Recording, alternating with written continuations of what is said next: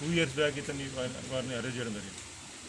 NDPS కేసులో తండ్రిని కొడుకుని ఇద్దరు కూడా అరెస్ట్ చేసినాం. సేమ్ పర్సన్ ఇప్పుడు అతని ఫార్ములా ఈ ఆల్ఫా జ్వరం తయారు చేయడానికి ఉపయోగపడేటువంటి ఫార్ములాను వీళ్ళకు అమ్మడం జరిగింది. ఈ గ్రూప్లో మెయిన్ పాత్ర ఎవరిది సార్? మెయిన్ పాత్ర మీనా శ్రీనివాస్ అనేవాడు. అతనికి పొలిశెట్టి రాంబాబు అనే వ్యక్తి. ఇతను ప్రస్తుతం అరవిందో ఫార్మర్లో పనిచేస్తున్నాడు. అరవిందో ఫార్మర్లో ఎగ్జిక్యూటివ్గా పనిచేస్తున్నాడు, స్టోర్లో పనిచేస్తాడు. ఇతను ఫైనాన్స్ చేయడం జరిగింది. 3 లక్షల రూపాయలు ఇచ్చినాడు. అంటే ముడి సరుకు ఈ కెమికల్స్ కానీ కలిపి 2 లక్షలు, తర్వాత ఫార్ములాకు 1 లక్ష రూపాయలు. ఇది కళ్ళులో మిక్స్ అన్న సార్, గ్లూఫారం అని అంటారు, అది ఇది ఒకటేనా సార్? ఇది వేరే, ఇది ఆల్ఫా జ్వరం. ఆల్ఫా జ్వరం అనేది ప్రోబిటెడ్ డ్రగ్.